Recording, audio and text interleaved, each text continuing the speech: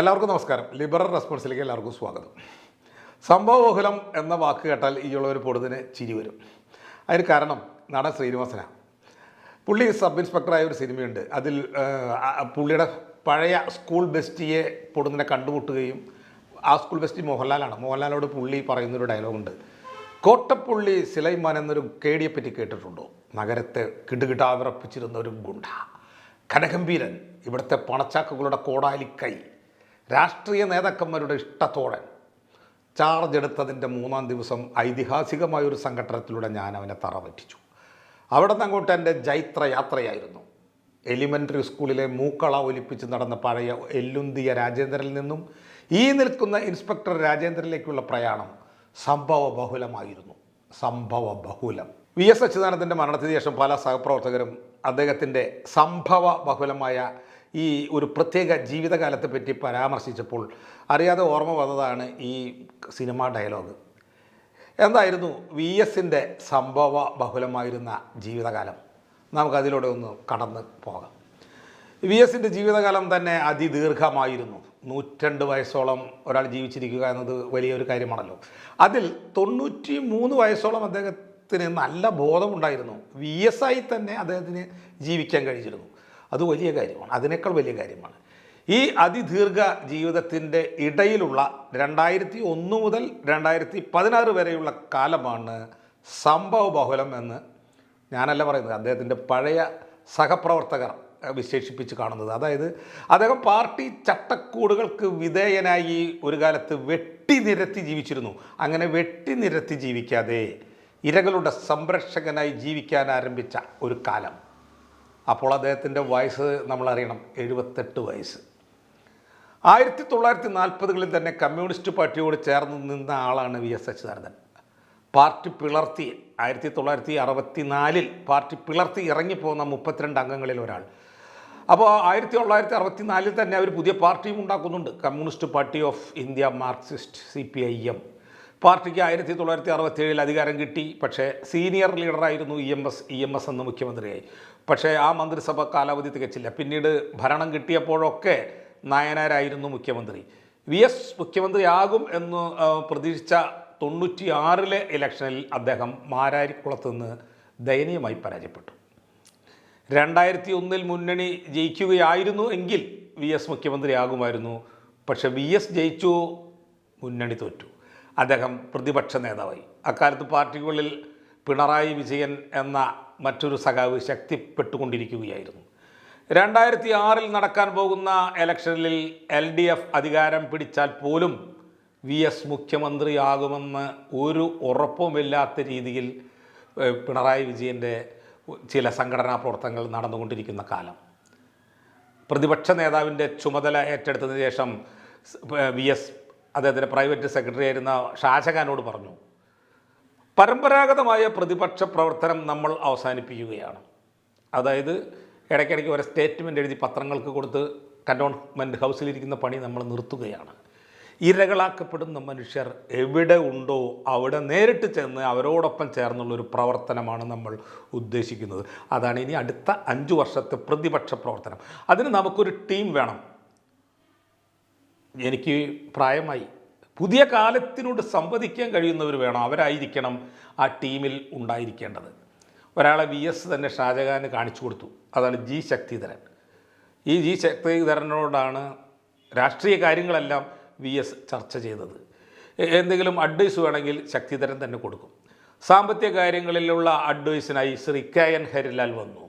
പരിസ്ഥിതി പ്രശ്നങ്ങൾ കേരളത്തെ സംബന്ധിച്ചിടത്തോളം വളരെ പ്രധാനപ്പെട്ടതായിരുന്നതുകൊണ്ട് അക്കാര്യത്തിൽ ഉപദേശം തേടുന്നതിന് വേണ്ടി പ്രമുഖ പരിസ്ഥിതി പ്രവർത്തകനായിരുന്ന ഈ കുഞ്ഞുകൃഷ്ണനെ കൊണ്ടുവന്നു. മറ്റൊരാൾ ഹിന്ദു പത്രത്തിലുണ്ടായിരുന്ന P വേണുഗോപാൽ. അതുപോലെ IT മേഖലയുമായി ബന്ധപ്പെട്ട ഉപദേശങ്ങൾ നൽകാൻ ജോസഫ് C മാത്യു. ഇവരെക്കാളൊക്കെ ശക്തനായ മറ്റൊരാൾ കൂടി ആ ടീമിലെത്തി, സുരേഷ് കുമാർ എന്ന IAS officer. Shajahan, Shakthidharan, KN Harilal, E Kunhikrishnan, P Venugopal, Joseph C Mathew, Suresh Kumar. ഈ 7 അംഗ ടീമാണ് പിന്നീട് മാധ്യമ സിൻഡിക്കേറ്റ് എന്നറിയപ്പെട്ടത്. അവരുടെ ഉപദേശങ്ങൾക്കനുസരിച്ച് VSഉം VSൻ്റെ താല്പര്യങ്ങൾക്കനുസരിച്ച് അവരും 1-2 വർഷം പ്രവർത്തിച്ചപ്പോഴാണ് വെട്ടിനിരത്തൽ എന്ന ഇമേജിൽ നിന്ന് ജനസംരക്ഷകൻ എന്ന മറ്റൊരു ഇമേജിലേക്ക് VS പരിവർത്തനപ്പെടുന്നത്. ഈ മാറ്റമാണ് സംഭവബഹുലം. കർഷകൻ നട്ട വാഴയും കപ്പയും വെട്ടിനിരത്തിയ മൂരാച്ചി VSൽ നിന്ന് അഴിമതിക്കാരനെയും സ്ത്രീ പീഡകനെയും വെട്ടിനിരത്തുന്ന പോരാളി VSലേക്കുള്ള പരിണാമം സംഭവബഹുലം തന്നെയായിരുന്നു. അതുവരെ കണ്ടിട്ടില്ലാത്ത തരത്തിലുള്ള ഒരു പ്രതിപക്ഷ പ്രവർത്തനം തന്നെയായിരുന്നു അന്ന് നടന്നതെന്ന് അന്നും ഇന്നും ജീവിച്ചിരിക്കുന്ന ആളുകൾക്ക് മനസ്സിലാവും. എൻഡോസൾഫാൻ, മതികെട്ടാൻ, പൂയംകുട്ടി, ജീരകപ്പാറ, എത്രയോ അതല്ലാതെ തന്നെ എത്രയോ മനുഷ്യാവകാശ ലംഘനങ്ങൾ, സ്ത്രീ പീഡനങ്ങൾ, ഐസ്ക്രീം കേസ് തുടങ്ങി VS ഇടപെടാത്ത വിഷയങ്ങൾ ഇല്ലാതായി. 1700ഓളം പത്രപ്രസ്താവനകൾ എഴുതി കൊടുത്തിട്ടുണ്ട് എന്നാണ് പറയുന്നത്. ആ കാലത്ത് 250ഓളം പത്രസമ്മേളനങ്ങൾ. ഒരു പ്രതിപക്ഷ നേതാവ് 5 വർഷം കൊണ്ട് ചെയ്ത് തീർത്തതാണ് ഇതെല്ലാം. പത്രപ്രവർത്തകരുമായുള്ള ബന്ധം ഗാഢമായി നിലനിർത്താൻ അവർ ശ്രദ്ധിച്ചിരുന്നു. ഇന്നത്തെ പോലെ സാമൂഹ്യ മാധ്യമങ്ങളില്ലാത്ത കാലമാണല്ലോ. അതുകൊണ്ട് തന്നെ മറ്റു പല പത്രലേഖകരും അവർക്ക് കൈകാര്യം ചെയ്യാൻ കഴിയാത്ത കാര്യങ്ങൾ VSന് കൈമാറി തുടങ്ങി. ഉദാഹരണത്തിന് IT മേഖലയിലെ തൊഴിൽ പ്രശ്നങ്ങൾ. സാധാരണ കാലത്ത് ആരും ശ്രദ്ധിക്കാത്തൊരു കാര്യമാണ്, കാരണം IT വികസിക്കുന്നതേ ഉള്ളൂ. ശ്രീ ജോസഫ് മാത്യു വഴി IT മേഖലയിൽ പ്രവർത്തിച്ചിരുന്ന 2 ചെറുപ്പക്കാരുടെ പ്രോബ്ലംസ് ഈ സിൻഡിക്കേറ്റിൻ്റെ ശ്രദ്ധയിൽപ്പെട്ടു. ഉടൻ VS അത് ഏറ്റെടുത്തു. പിന്നെ ഒരു ഭയങ്കര പത്രസമ്മേളനം. IT മേഖലയിൽ നടക്കുന്ന തൊഴിൽ നിയമലംഘനങ്ങൾ പത്രങ്ങളിലെ പ്രധാന വാർത്തയാകുന്നു. അത് കേരളത്തിൽ. മറ്റൊന്നാണ് ഓൺലൈൻ ലോട്ടറി തട്ടിപ്പ്. ശക്തികുളങ്ങരയിൽ ആത്മഹത്യ ചെയ്ത ദമ്പതികളുടെ കട്ടിലിൻ്റെ അടിയിൽ നിന്ന് കണ്ടെടുത്തത് 1.5 ലക്ഷം രൂപയുടെ വ്യാജ ലോട്ടറി ടിക്കറ്റായിരുന്നു.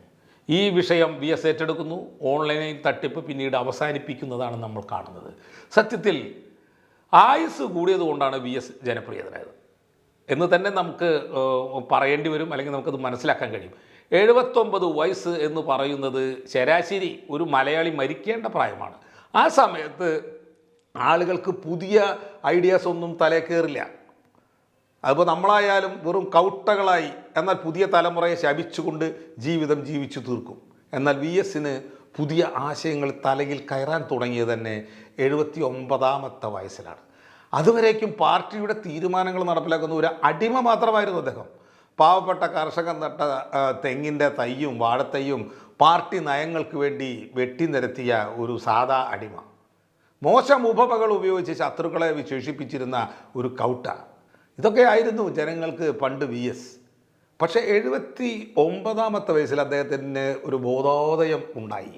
തൻ്റെ സ്റ്റാലിനിസ്റ്റ് പ്രവർത്തന രീതികൾ കൊണ്ടൊന്നും പാർട്ടിയിൽ അർഹമായ സ്ഥാനം കിട്ടാൻ പോകുന്നില്ല. തനിക്ക് അർഹമായ സ്ഥാനം കിട്ടണമെങ്കിൽ താൻ അതിന് അർഹനാണെന്ന് ജനങ്ങൾക്ക് തോന്നണം. അതിനു വേണ്ടിയുള്ളതായിരുന്നു അദ്ദേഹത്തിൻ്റെ പ്രവർത്തനങ്ങൾ. ഇന്ത്യയിലെ ബഹുകക്ഷി ജനാധിപത്യത്തിൽ വിശ്വസിച്ച് പ്രവർത്തിക്കുന്ന ഒരു ആക്റ്റീവായ രാഷ്ട്രീയ പ്രവർത്തകൻ, മതിയായ സീനിയോറിറ്റിയും അദ്ദേഹത്തിനുണ്ട് എങ്കിൽ മുഖ്യമന്ത്രിയായി തീരാൻ ആഗ്രഹിക്കുന്നത് ഒരു സ്വാഭാവികമായ കാര്യമാണ്. അതിന് അധികാരമോഹം എന്ന് പറഞ്ഞുകൂടാ. ഗ്രൂപ്പുണ്ടാക്കിയും പാർട്ടിക്കുള്ളിൽ അധികാരം പിടിച്ചും ഈ പറഞ്ഞ ആഗ്രഹത്തിന് തടയിടാൻ ശ്രമിക്കുന്നതാണ് സ്റ്റാലിനിസം. തനിക്കെതിരെ സ്റ്റാലിനിസം പ്രവർത്തിക്കുന്നുണ്ടെന്ന് കണ്ടപ്പോൾ ജനാധിപത്യത്തെ ഉയർത്തിപ്പിടിക്കുകയാണ് VS ചെയ്തത്. അതിനുതകുന്ന പ്രതിപക്ഷ പ്രവർത്തനമാണ് അദ്ദേഹം നിർവഹിച്ചത്. ഇനി പാർട്ടി കൂടി അദ്ദേഹത്തിൻ്റെ ഒപ്പം നിൽക്കണം, എന്നാലേ അദ്ദേഹത്തിന് മുഖ്യമന്ത്രിയാകാൻ കഴിയൂ 2006 ജയിച്ചാൽ. എന്നാൽ പാർട്ടി ഒപ്പമായിരുന്നു. തീർച്ചയായും ജനങ്ങളൊപ്പമായിരുന്നു, പക്ഷെ പാർട്ടി ഒപ്പമായിരുന്നില്ല. അത് 2005 മലപ്പുറം സമ്മേളനത്തിൽ കണ്ടു. 4 വർഷത്തെ പ്രതിപക്ഷ പ്രവർത്തനം കൊണ്ട് പാർട്ടിയുടെ 8 ജില്ലാ കമ്മിറ്റികളിൽ VSന് അനുകൂലമായ കമ്മിറ്റികൾ വരും എന്നായിരുന്നു അദ്ദേഹത്തിൻ്റെയും ഈ മാധ്യമ സിൻഡിക്കേറ്റ് ടീമിൻ്റെയും കണക്കുകൂട്ടൽ. എന്നാൽ നടന്നത് മറിച്ചായിരുന്നു. VSൻ്റെ പാനലുകളെല്ലാം തോറ്റു.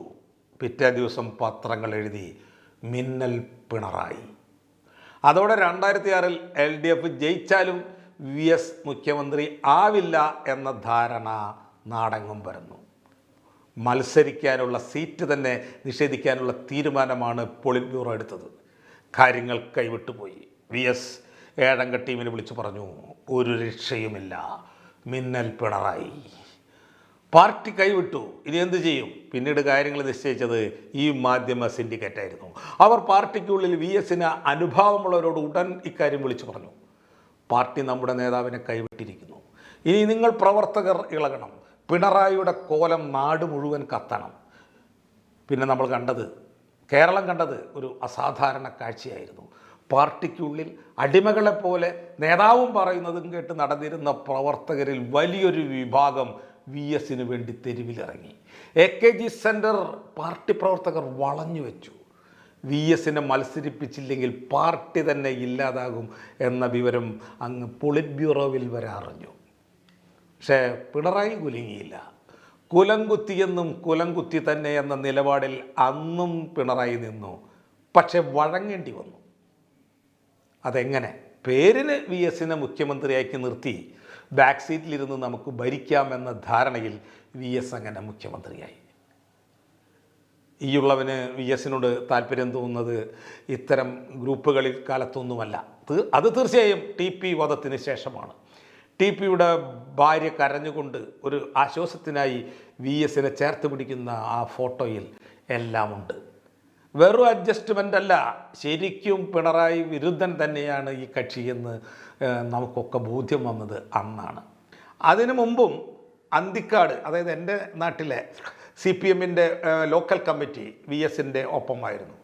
പഞ്ചായത്തിൻ്റെ പുതിയ പരിപാടികളൊക്കെ ഉദ്ഘാടനം ചെയ്യാൻ VSനെ തന്നെ അവർ കൊണ്ടുവരുമായിരുന്നു. അവിടുത്തെ പഞ്ചായത്ത് പ്രസിഡൻ്റായിരുന്ന ശ്രീവത്സൻ, അദ്ദേഹം പിണറായിയുടെ വിരോധം പ്രതീക്ഷിച്ചുകൊണ്ട് തന്നെ അത് നിർവഹിച്ചു വന്നു. 2012 ഈയുള്ളവൻ ആദ്യമായി ഒരു സിനിമ നിർമ്മിക്കാൻ അതിൻ്റെ സ്വിച്ച് ഓൺ പരിപാടിക്ക് വിളിച്ചപ്പോഴും VS വന്നു. അല്ല, VSനെ കൊണ്ടുവന്നു, ശ്രീവത്സൻ കൊണ്ടുവന്നു. പിന്നീട് 2016 ശേഷം പ്രായാധിക്യം കൊണ്ട് VS പിൻവലിഞ്ഞപ്പോൾ ഞങ്ങളുടെ നാട്ടിലും പിണറായി ഭക്തിയൊക്കെ പെരുകി. അവർ വിചാരിച്ചത്, കോവിഡ് കാലത്ത് അവർ വിചാരിച്ച് കാണണം, പിണറായി പഴയ പിണറായി അല്ല, അയാൾ ആകെ മാറിയിരിക്കുന്നു എന്ന് അവർ പ്രതീക്ഷിച്ചിട്ടുണ്ടാവണം. പക്ഷെ പിണറായി ഒരിക്കലും മാറില്ല.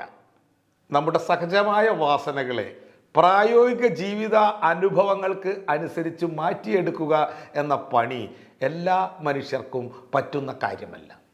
അതുകൊണ്ട് അദ്ദേഹം അങ്ങനെ പോകും.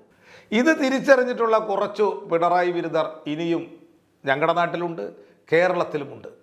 ആ സഖാക്കളൊക്കെ നമ്മുടെ പ്രിയപ്പെട്ട ചങ്ങാതിമാരുമാണ്. VS മരിച്ചതിന് ശേഷം ഒരുപാട് ഓർമ്മക്കുറിപ്പുകൾ, വീഡിയോകൾ ഒക്കെയായി, ലേഖനങ്ങളായി ഇവിടെ വന്നു കഴിഞ്ഞു. എൻ്റെ കൂടി വീഡിയോയുടെ ഒരു ആവശ്യവുമില്ല എന്ന് കരുതി ചെയ്യണ്ട എന്ന് വെച്ചു. അതുകൊണ്ടാണ് വൈകിയത്. എന്നിട്ടും ഞാൻ എന്തുകൊണ്ട് ഇങ്ങനൊരു വീഡിയോ ചെയ്തു എന്നാണെങ്കിൽ അതിന് 2 ഉത്തരങ്ങൾ മാത്രമാണുള്ളത്. ഒന്ന്, ഇപ്പോൾ VSനെ പുകഴ്ത്തി എഴുതിക്കൊണ്ടിരിക്കുന്നവരിൽ ഭൂരിപക്ഷവും പിണറായി വിജയൻ മരിക്കുമ്പോഴും ഇതേ രീതിയിൽ പുകഴ്ത്തിക്കൊണ്ട് അനുസ്മരണം എഴുതും. എന്നാൽ ഈ പ്രക്ഷേപണ കേന്ദ്രത്തിൽ നിന്ന് അതുണ്ടാകില്ല, അക്കാലത്ത് ഞാൻ ജീവിച്ചിരിപ്പുണ്ടെങ്കിൽ. 2, ഒരാൾ എങ്ങനെയാണ് മുഖ്യമന്ത്രിയാവാൻ സ്വയം തീരുമാനിക്കുന്നതെന്നും അതിന് എതിര് നിൽക്കുന്നത് കമ്മ്യൂണിസ്റ്റ് പാർട്ടി ആയാൽ പോലും ജനാധിപത്യ വ്യവസ്ഥയിൽ ഒരു ചുക്കും നടക്കില്ല എന്നും എനിക്ക് വിളിച്ചു പറയേണ്ടതുണ്ട് എന്നതിനാൽ. അങ്ങനെ 2 കാരണങ്ങൾ കൊണ്ടാണ് ഈ വീഡിയോ നമ്മൾ ചെയ്തത്.